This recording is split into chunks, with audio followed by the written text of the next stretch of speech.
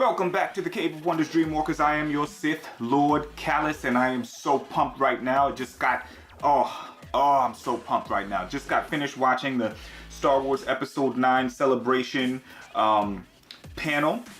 We got the name of the last installment in the Skywalker saga. It's gonna be called The Rise of Skywalker. So many different thoughts and ways that they can twist that, take that. Is that Rey? Is that Luke coming back? There were so many hidden elements or Easter eggs in this trailer. This is not going to be a breakdown at this point. This is just going to be me reacting to that teaser. So this will be actually the third time, I have to admit, this will be the third time that I'm watching it. And so I'm going to watch it live with you guys, my subs, and my friends. And then we'll get into a discussion afterwards. So in 5, 4, 3, 2, 1, here we go.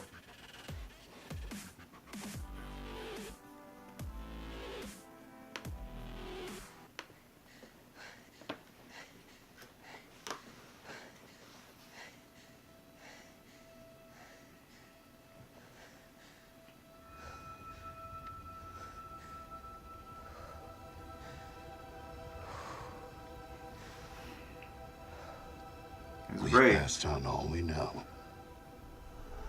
It's Luke. 1,000 generations live in you now.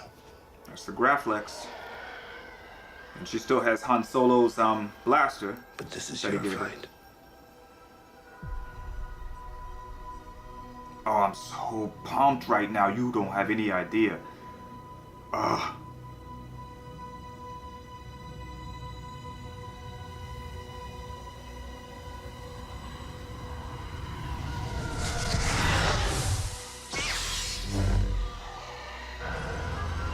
Wow.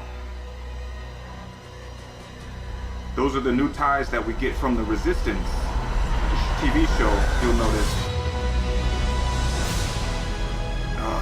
And it's got red on it, so I'll talk about that later. Kylo Ren. Oh my goodness. The chills, bro. The chills.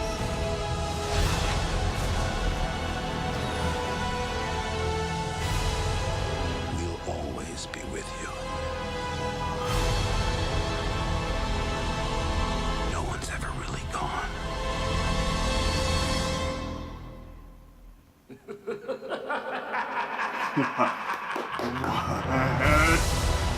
Oh, the Emperor.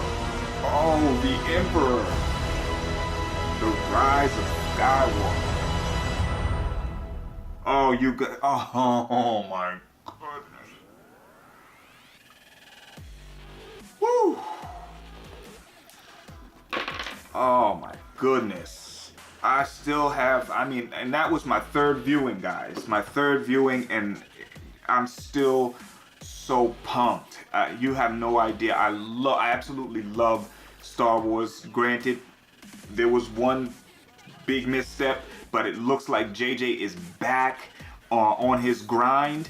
And Lord, so let's talk about some of the things that I'm seeing in this trailer. The first being Rey. Now we know from the panel that this is Jordan, right? So they're in Jordan, but I'm curious as to which planet it is that she's on, where this actually fits in the timeline of the actual movie. What, is this, we know that they said in the discussion that some time has passed. Now they told us before that it was a year, but to hear Daisy and JJ explain it during that panel, perhaps it's even more than a year that has passed. It looks like she's had enough time, right, to repair the Graflex. So that's the first thing that we notice. She has the Skywalkers, Anakin's passed down to Luke, now to her. That leads me to this. Is Rey a Skywalker? Oh, if she's a Skywalker, listen, if she's a Skywalker, that was how I had expected this whole saga to be from the very beginning. As many of us have, expected for Rey to be a Skywalker, which would explain why she was so powerful. Okay, not to mention the fact that this is the Skywalker saga. Being the Skywalker saga, this has to be about the Skywalkers. Granted, Kylo Ren has Skywalker blood. His last name is Solo. Period.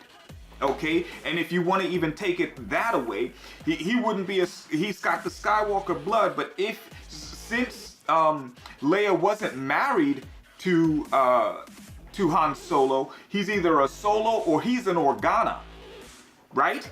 She's never been Leia Skywalker. She's Leia Organa, right? Or if you're in the EU, where she married Han Solo, then she's Leia Solo. She was never Leia Skywalker. So Kylo Ren is not a Skywalker. By blood, yes, I get you, but he's not a Skywalker. If she is then the Skywalker, the Rise of Skywalker. Makes so much sense. But then, could it also be Luke coming back? Because he died, right? And we know that we say, somebody rises from the grave. They rise from the dead. Is the Rise of Skywalker Luke? I can't call it. All I am waiting is for December 19th, 2019 to see this damn movie. Let's move on. We've got Rey still in this desert planet that's obviously not Tatooine. We get this First Order special tie coming in, right? Now, if you watch the Resistance, you know that these special ties were flown by the First Order.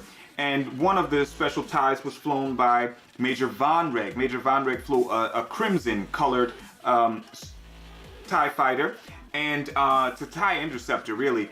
And he, but the problem is that, not problem, but at the end of the first season of the Resistance, the TV show, Kazuda blew him up. So this cannot be Major Von Reg. I was wondering if there was going to be a connection between Major Von Reg and this sequel trilogy, but then he died in the season finale, season 1 finale of the Resistance. So this can't be Major Von Reg. So is it Kylo Ren? I'm not sure. It doesn't look like Kylo's special shuttle. It's clearly a TIE interceptor, but it does have those red markings on it, as you can see here.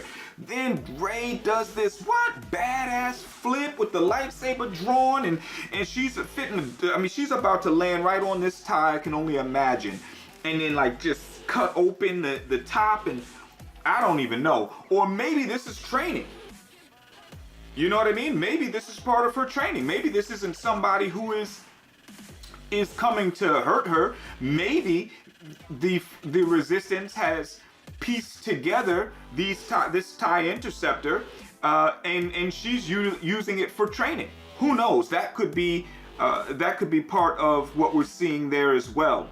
As we move on, this planet looks pretty gloomy. We get to see Kylo Ren and the First Order troopers. His lightsaber is still glowing. It's red, crimson. We've still got the 3 blades, right? I wonder who this is. This person that he's grabbing kind of looked like a knight. Kind of looked like one of the Knights of Ren.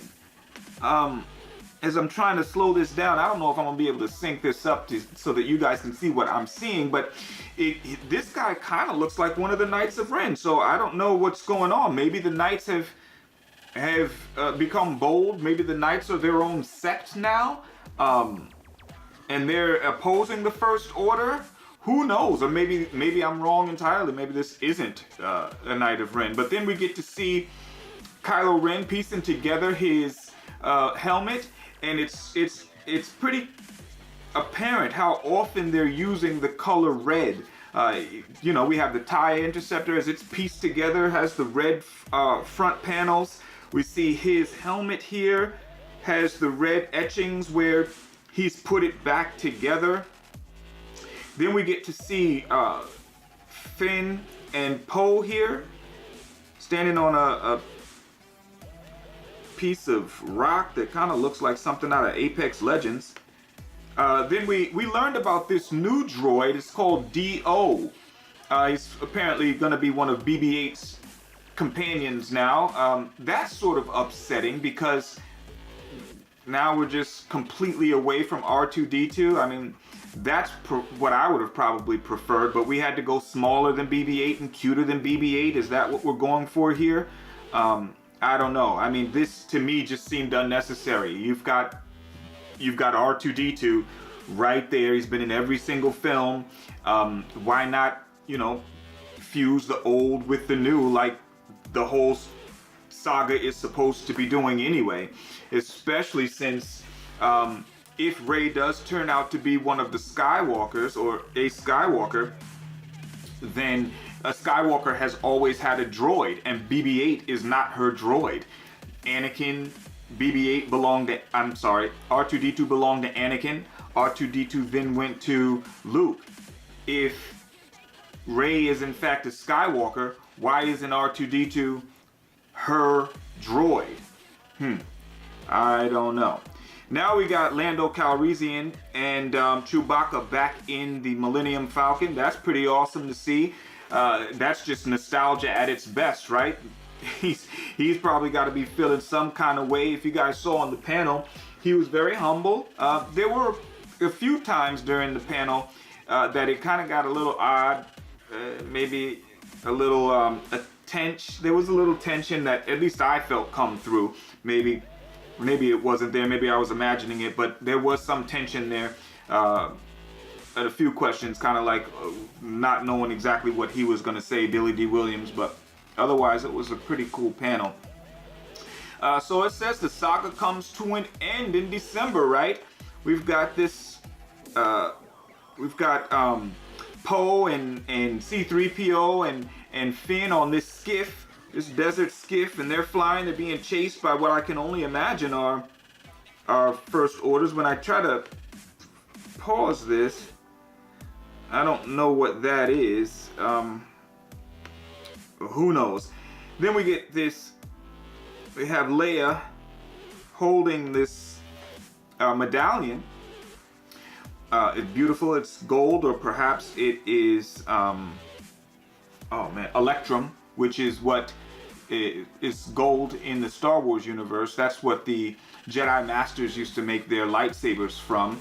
This is crafted from actual 24 karat gold, but I did it like that intentionally so that it looked like it was electrum in the pattern of Iron Man. But anyway, you see on Darth Sidious, his lightsaber is made from electrum, and he did that intentionally to offend the Jedi Masters, because only your top tier Jedi Masters ever use the element electrum.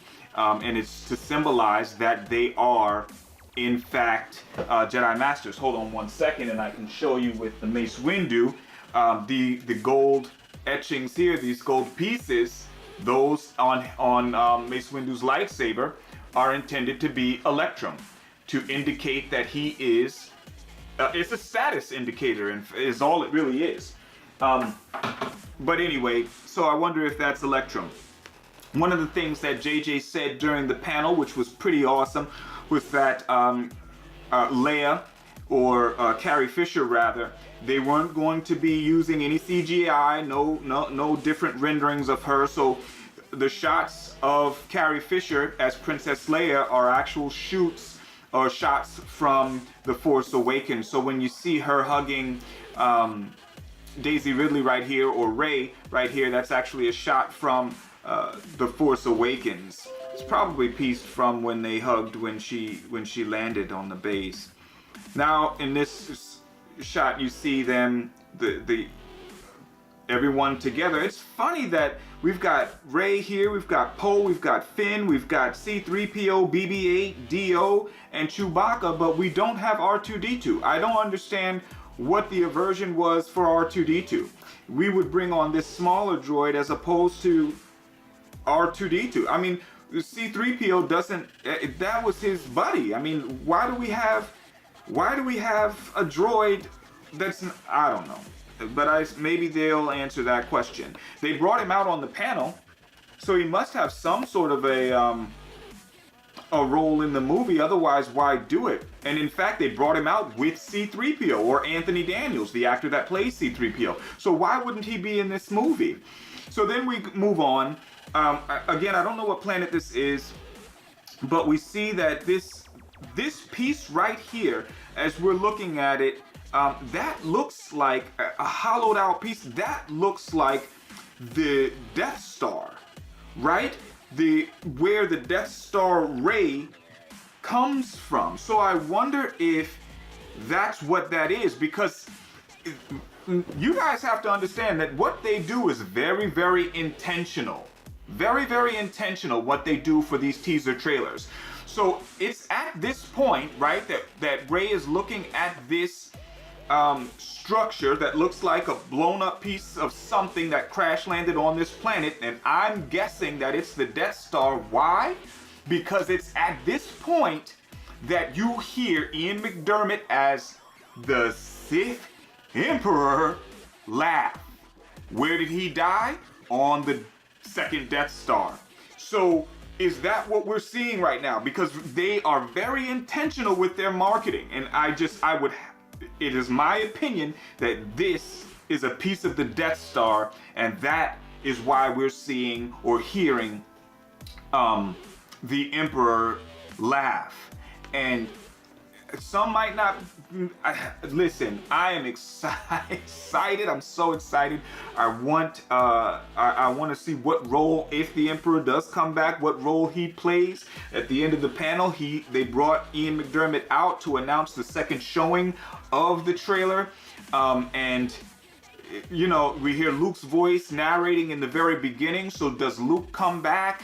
In what capacity does he come back? Is he a Force ghost? Is he the risen Skywalker? Is the rise of Skywalker to symbolize Daisy Ridley as Rey? I don't know. But I'm just so excited. I appreciate you guys hanging out with me. I'll probably put together a bunch of different videos surrounding this teaser trailer, because we all know Star Wars is what I love to do. So I'm gonna break this damn trailer down. Anyway, I appreciate you guys for watching. As always, I'm gonna try to get this out as soon as possible. If you guys are watching this, sub. Come on, I'm at 240 some odd subs right now. You know, we can make it to 500. Let's get to 500 before this actual movie comes out. I appreciate you guys for watching. I do what I love, and I hope you love what I do. This has been a Rancor Report. Until next time.